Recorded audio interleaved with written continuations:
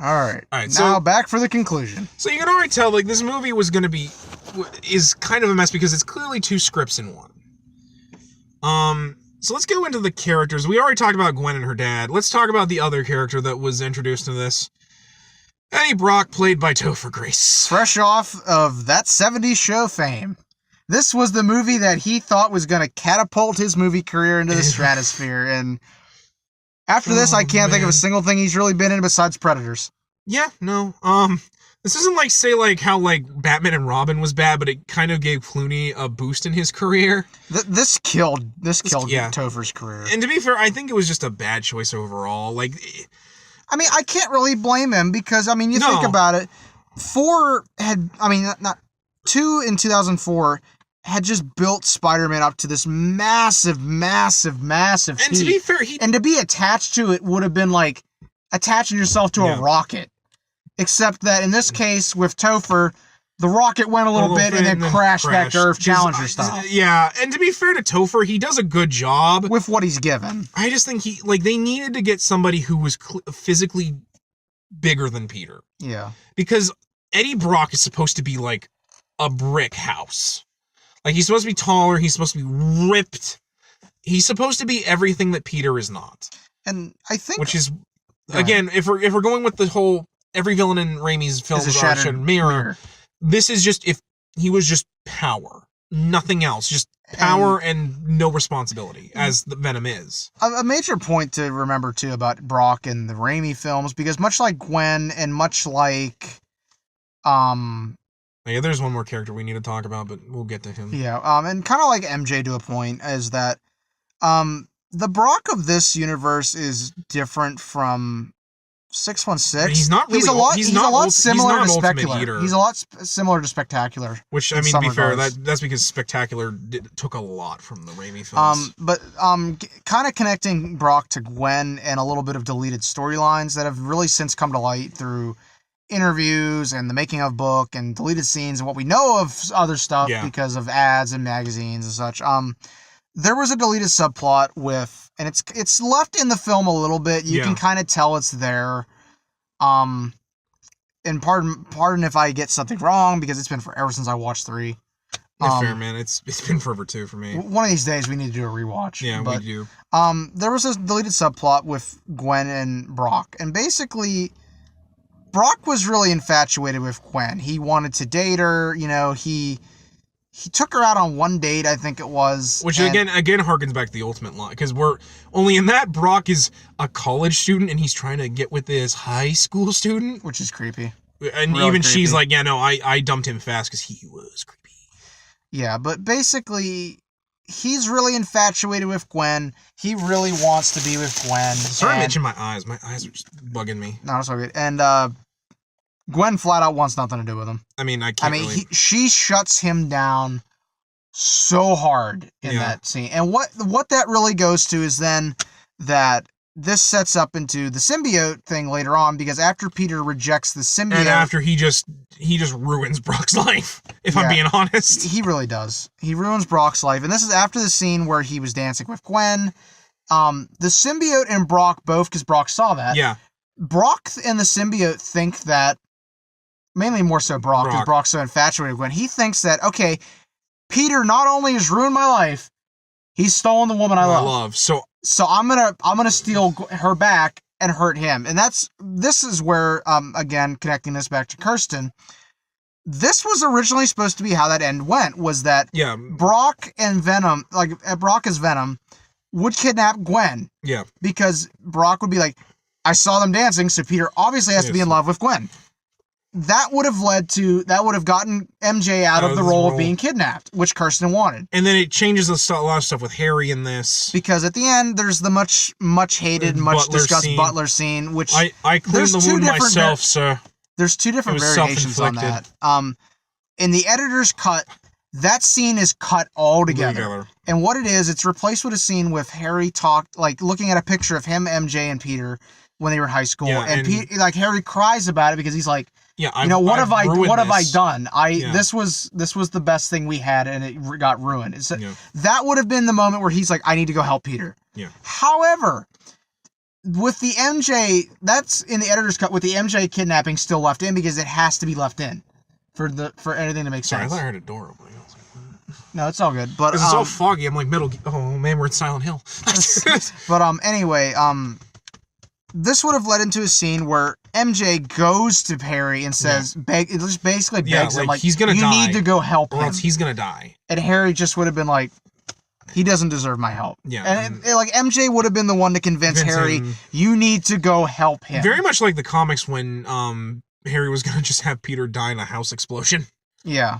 But it's basically like that. But however, I can't remember. I've never been able to get a straight answer on why that actress who played Gwen couldn't come back. Yeah. I don't know if there was some family issues or maybe she was pregnant, having a baby. I don't know.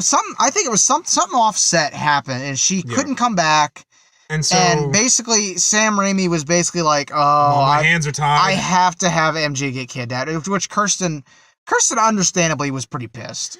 Although, to be fair, I feel like nowadays she's probably... she's mellowed a lot. She's actually said in interviews, she had the whole controversy when Homecoming came up, that she was like, well, we made the best Spider-Man movies. All these other ones are just kind of... I really, if you read the interview, they really... I do remember actually that and even I was like, I had a bit of a knee-jerk reaction. I'm like, you don't even want to be in those films.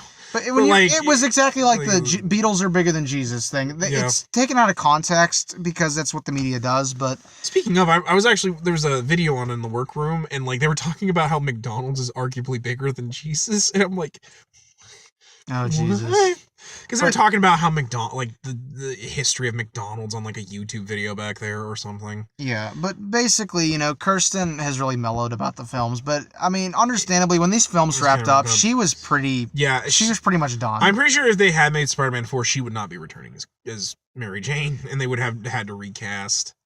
But I mean, and this kind of to lead on into Toby. Toby also did not want to come back for this because he was like, I'm done. Yeah, I got hurt. I want to spend time with my family. And so Sony basically, I forget the exact figure. I want to say this is about the time where they wanted to try and get Gyllenhaal in. Yeah, they had him audition because they were having a backup plan because they're like, okay, we want to get Toby to come back. Yeah, because but if he doesn't, we got to have a backup plan. Because there's no way they're not making a 3. Like, because they have too much money riding on this, they had to make 3. They had to.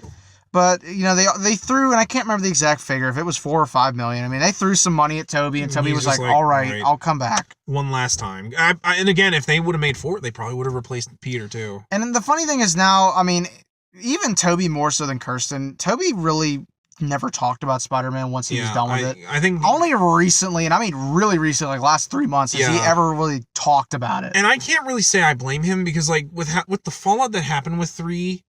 when it did happen, like with how much people just loathed 3, and even when back then I didn't hate it, but I was like, I thought 3 was good, but even I was just like, man, there's some stuff in this I don't like. There's a lot of issues with it.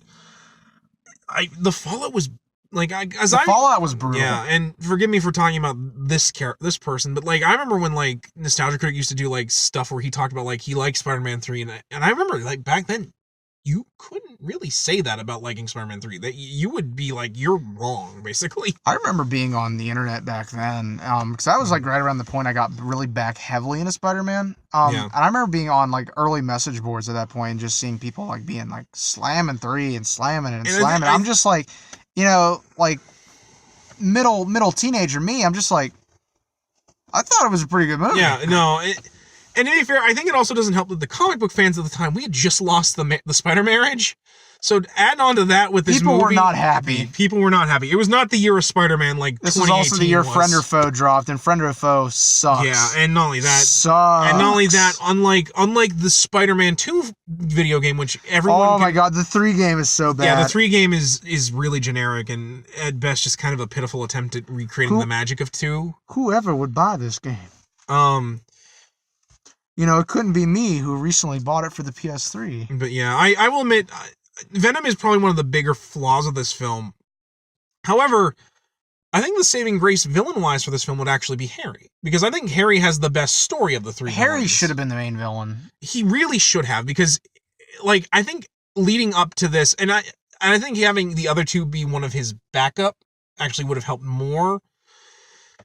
Because Harry at this point has gone past the point of no return. He's decided that I'm going I'm going to avenge my father, as, you know, that scene in 2 where he has the hallucination. Avenge me! No! And then he like, because I love that, because it leads, like, our first introduction to Harry is we see the room that he found at the end of 2, and he's coming out of taking the goblin formula. He's clearly decided that I have to end it, because I can't live with knowing that my father died and you are still alive. You know, and Peter's life is gone better, and he's on the rocks. You know, he's going to propose to Mary Jane. Well, yeah, he was on the rocks in 2, and at the end of 2, it kind of is the flip flop of Harry. Harry is now like on the rocks, and Peter is doing pretty good. Good, you know, and he decides to go swing around, even though he's not wearing his Spider-Man outfit, and he gets jumped by Harry, who's in his paintball armor, as I like to call it. I get what they were trying to do. They didn't want to recycle the Green Goblin. But at the same time, can you imagine how much better that would have been if that scene, if he had that armor? Because Peter would have lost his mind. Because he's like, I don't mind the mask. I wish he would have had more like closer to the armor that his father wore, instead of even if he had also done the glider again. Like, I mean, just the glider, Peter would have been like, no, not again. Like, I mean, the hoverboard's kind of cool, because it's also a reference to the comics where, like, originally the Goblin rode on like a rocket that was like supposed to be a broomstick or something. But like I don't mind it, but at the same time, it doesn't have the. They tried way too hard to make it different. Yeah, and I will admit, I love that scene where like Harry knocks him into like a wall or something. He's like, it didn't have to be this. It has to be this way, Pete. Like, this is how it has to, you know. And Peter's like, I didn't kill your father. You know, we have that opening fight between the two of them, and it's really good. And this is all against the backdrop of Aunt May gives Peter her marriage ring that Ben gave her, and because she's like, I want you to propose to MJ, which is sadly, I think, the only scene we get of Aunt May in this movie. There was more, but it got deleted. Yeah. It was on the cutting room floor. I don't even know if it's in the deleted scenes for the movie. Yeah, and it's just because there's so much. And I really do like the Harry stuff, especially when when Peter and MJ have that fight that kind of separates them for a majority of the film. After she sees that Peter has clearly gone off his rocker with the symbiote, and Harry has, of course, gotten amnesia from getting, I want to say, electrocuted, or no, he gets hit in the head really hard, and he kind of gets reset. Yeah. Although I think it's kind of implied to be that Harry's, like, much like his father, kind of is playing it. Especially when him and MJ kind of have that scene where, like, they're baking a pie together, listening to The Twist by Chubby Checker, and like he kind of goes in to kiss her, and then he kind of, the maliciousness returns. And I really do, I think it really works well, especially because he convinces the other villains of the movie to side with him so that he can kill Peter. And not only that, I think overall he has a good arc where he realizes that his father was evil, or like that his father, you know, died of his own actions, and that he can't lose his best friend. It's sad that it ends tragically with his death, but I think that was the only way. It's a noble way that it does, because he sacrifices himself to save Peter.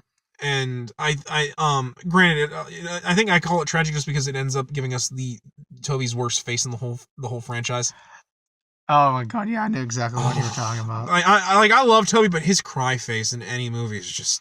Well, and that leads into, speaking of arcs, given the main draw of the film, we have to talk about the symbiote. I was kind of putting it off, but we better just to get it over with. Well, I was talking about the other thing we have to talk about, but let's go into the symbiote. Let's get it out of the way. In this, the symbiote just kind of appears from a meteor, which is weird, and it so happens that it's near where Peter and MJ are on a web kissing and talking. Like, I get why, because the problem with the symbiote is you have to find a way to get it to Earth, because you can't do Secret Wars, because the Secret Wars movie would have been so dumb, and there would have been no build up to it, because there's never any mention of other heroes in these movies, so for all we know, Peter's the only one.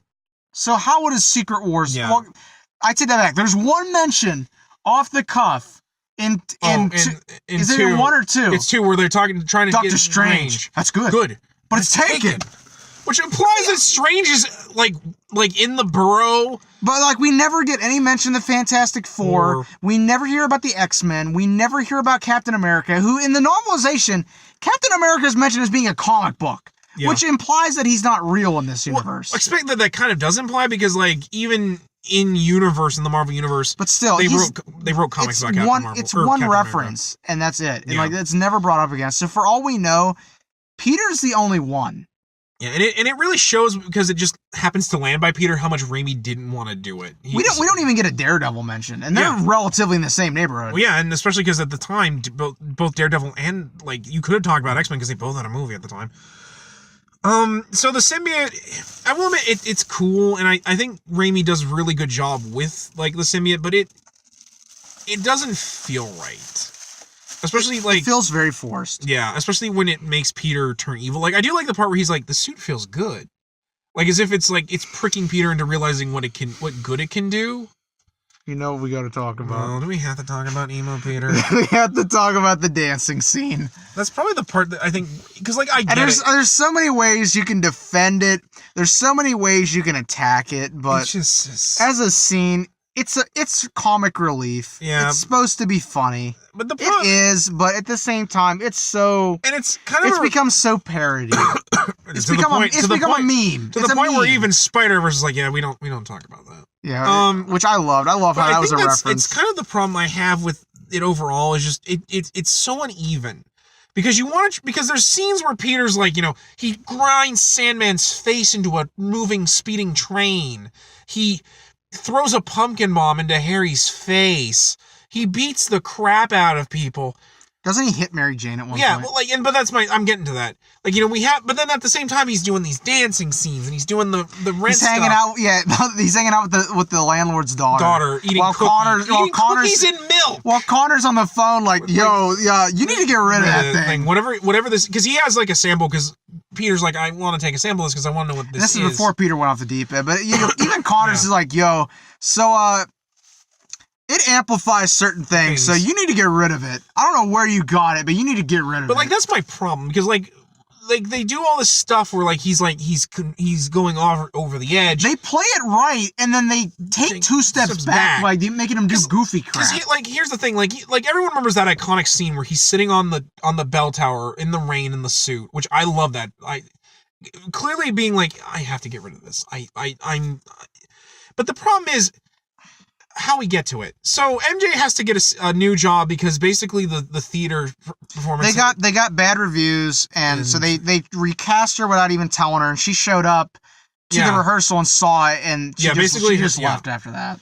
And so she's now working again at, like, I want to say a bar? Yeah, she's a bar. She's a waitress, and she's also singing a little bit.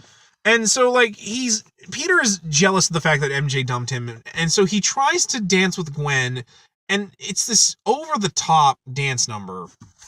Yeah, where he... Yeah, it looks so bad. And then he hits Mary Jane. And to be fair, I don't even think he hits her on purpose. And but like... It's debatable. Here's how it goes for me. It's very debatable. Because I don't even think the novel... the novel is just like, oh, we gotta get past this. And this is my overall problem with how it goes. It's basically, he's like... And then... Psh, I'm a monster. It feels so... Forced. Okay, it's like Raimi got told you have to use Venom. Okay, builds up to it. I don't know how to get out of this. I don't know how to make it get to be where he stops having the black suit. Because again, like the scene that comes after it is great. We have him on the bell tower. We have him conflicting. We have which is straight out of Web of Spider-Man. Yeah, we have him trying desperately to rip the symbiote off himself.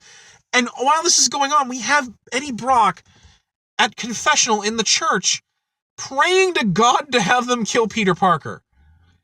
And it's such a dark and moody scene, and it's so perfect for Raimi's stuff. And it would have been the perfect ending, but then we have to keep going because nothing is resolved. And the other problem for me is, again, it comes after this really goofy scene. And I think that's a problem overall with Spider-Man 3. It's so uneven. It doesn't know what it wants to do. It doesn't know if it wants to be dark, or it doesn't know if it wants to be funny. It doesn't know if it wants to be, like... Yeah. It doesn't, like you said, it's not balanced. It's not balanced as all things should be. Like, there's just too much going on, which brings me to the one part I didn't want to talk about. The Sandman.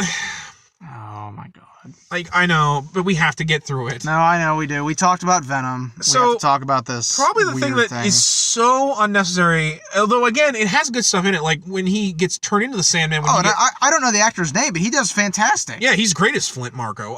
But like the scene where, like, we see him after the experiment with radiation and sand, like, disintegrates him, but he's still... His conscience is trying to form his body, and you see that scene where he has to literally rebuild himself. I love that scene. That's like one of my favorite pieces of CG in any of the Raimi films, is just him having to put himself back together after becoming living sand. Yeah. And, like, I like the fact that he's doing all this criminal stuff because he's trying to help his sick daughter. That, you know, he's turned to crime. He turned to crime because he's trying, like, he's a loser. He's doing bad things for a noble reason. And I think that works for Sandman instead of just doing, oh, I'm a Banks robber that got turned into a Sandman guy, as he is in the comics, where he doesn't really do much. And in fact, I think Marvel liked the subplot with the little girl so much they eventually added in that Sandman has a daughter and a lot of stuff. Yeah. But the problem with that is because they also want to try and give him a reason for Peter to go after him. They make it so that he's the accomplice to the guy that killed at Ben. The end of the film, they do. And but originally, the way they paint it is they make it seem like he's the guy who shot Uncle Ben, even though we saw the first film and he looks nothing like the guy that killed Ben, because the guy who killed Ben is actually dead. That's why they tried later on making it that he had an accomplice, which I'm like, when did he have an accomplice?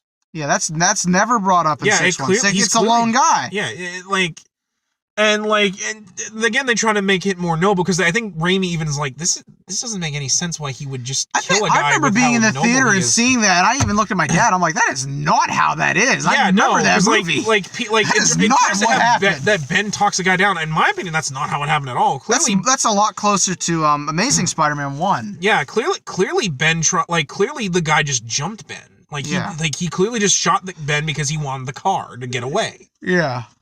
It's not like how in the movie where, like, you know, Ben tries to talk the guy out of it, and even, like, Flint, like, was appalled at what he did.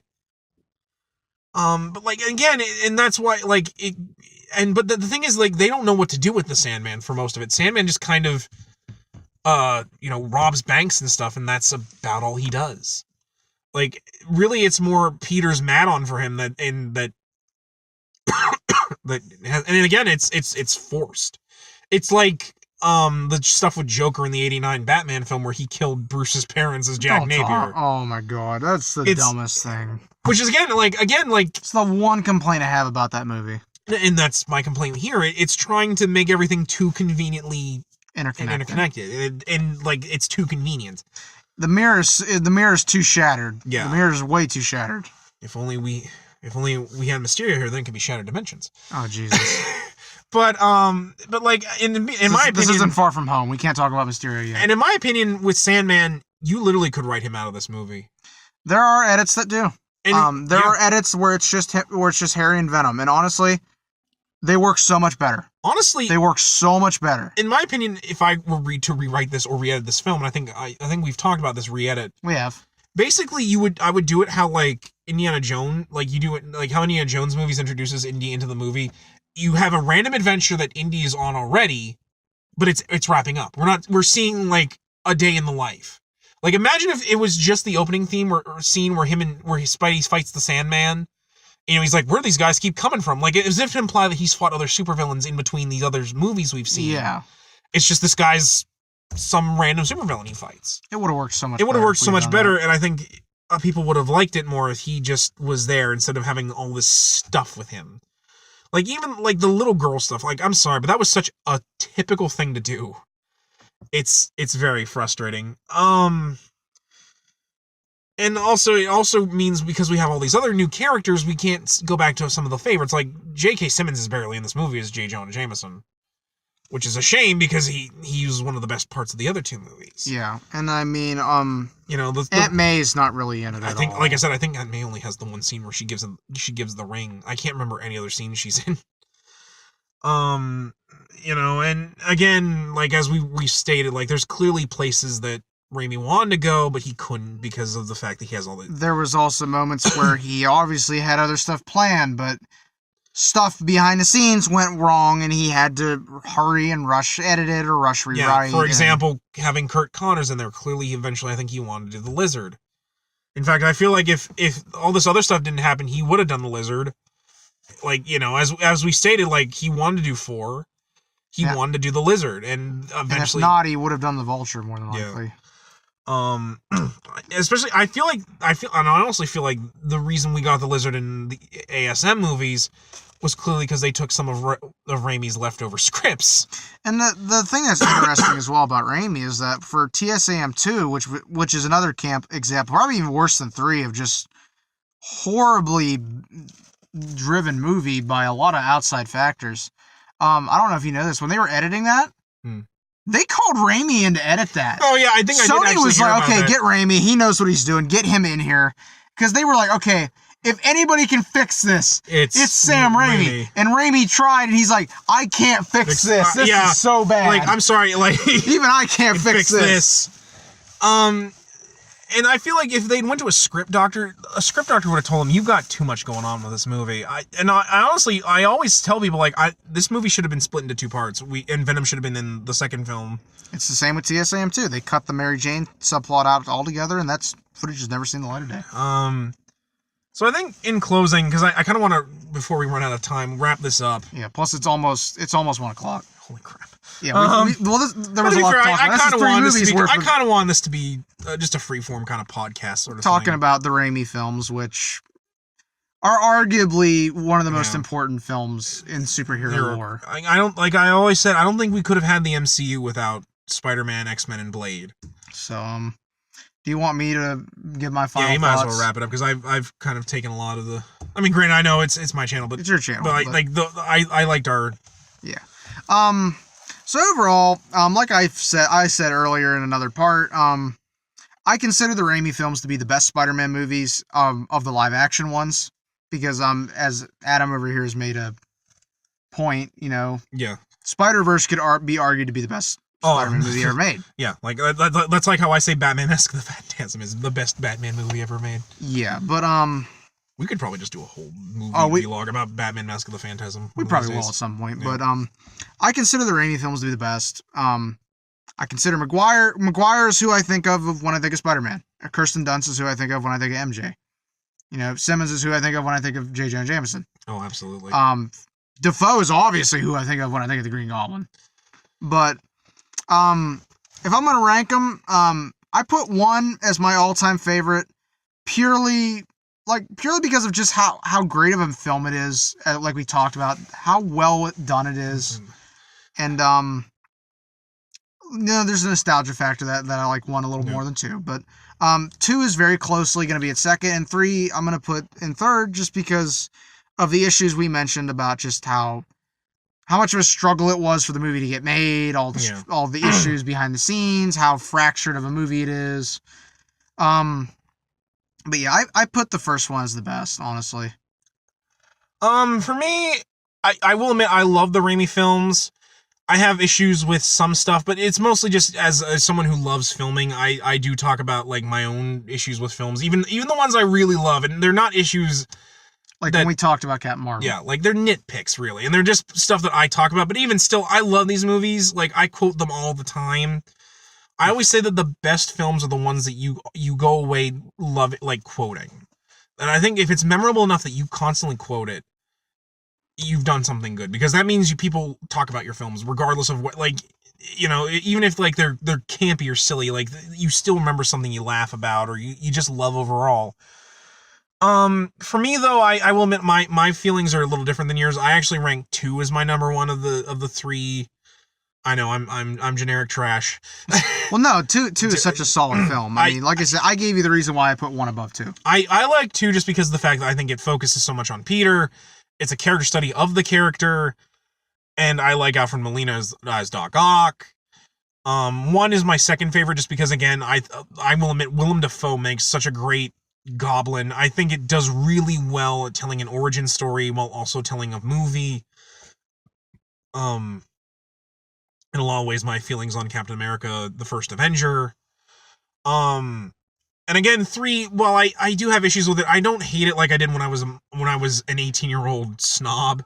I've come to realize it has good things in it. But it has its problems. That's exactly what I'm feeling. But overall, like, they're so important to, like, my childhood and just growing up and developing my tastes as a movie guy, you know. And again, like I always say, like, much like the Marvel Universe in general, like, Spider-Man is so important to Marvel and just, I think, people overall. You know, I always say that Stan Lee's favorite character that he ever created was Spider-Man. And I know people will say, well, Ditko, but, like, I always feel that, like, Peter is very much who Stan Lee was. Stan took so much care of the character over the years. Yeah, you know, and he was always, and as I always go, like, probably my favorite quote from 3 was Stan's cameo, where he talks to he talks to Peter. He's like, I guess a little guy can make a difference. Like, that was what was so, like, why people love Peter. Enough said. You know, like, he's the little guy who's given power and he can do great things with it. So, you know, and I think that shows, you know, like, Marvel has taken this character who, by all rights, should be, like, a little street-wise character, but he's become such an icon that, like, you can't help but love him. And I think that the movies are a big part of that for a lot of modern viewers and modern fans of the character. That's why I kind of wanted us to do this chat, because we had so much to talk about. And I mean, like you've said, we quote the Raimi films all the time. Yeah. You've seen... In fact, I think that's how we became friends. We just started quoting the Spider-Man films to each other. Well, actually, we started doing that, and as well as, I think there was a day at lunch where it was probably the first week of our team thing, and yeah. I didn't really know anybody at work besides my nephew who was quitting, and I was on break, and I was chilling in the break room, and I saw you sitting there, and I went over because I'm like, okay, he's on my team, and I can talk with him, and I'm like, you know, what's up? And you were like, hey. You're like, we weren't really talking. I'm just like, okay, he's not really that friendly. Okay.